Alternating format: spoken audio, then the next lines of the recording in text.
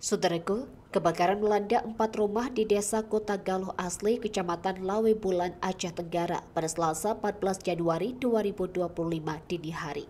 Peristiwa ini diduga dipicu oleh anti nyamuk yang menyambar bantal guling.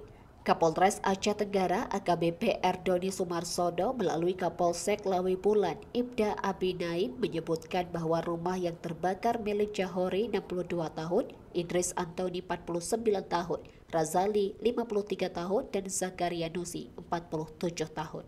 Menurut keterangan Kapolres, kebakaran bermula sekitar pukul 4 waktu Indonesia bagian Barat. Saat itu, Dendi, cucu dari Jahori, terbangun karena merasa panas di dalam kamar.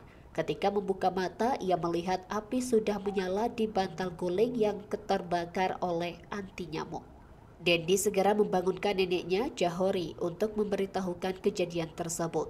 Jahori kemudian meminta Dendi mencoba memadamkan api dengan menggunakan air dari ceret, namun usahanya tidak berhasil. Melihat api semakin membesar, Jahori dan cucunya keluar rumah untuk mengambil air dari ember di depan rumah mereka. Sayangnya, api telah menyebar dengan cepat dan menyambar 3 rumah di sebelahnya. Jahori kemudian berteriak meminta bantuan warga setempat. Sekitar pukul 4.15 WIB, 4 unit mobil pemadam kebakaran tiba di lokasi dan bekerja sama dengan warga untuk memadamkan api. Api baru berhasil dipadamkan sekitar pukul 5 waktu Indonesia bagian Barat. Namun keempat rumah beserta isinya sudah hangus terbakar. Akibat kejadian ini, para korban diperkirakan mengalami kerugian hingga ratusan juta rupiah.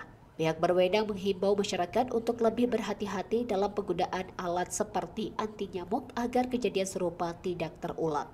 Dari Aceh Tenggara, Asnawi Lui, Tribun Gayo.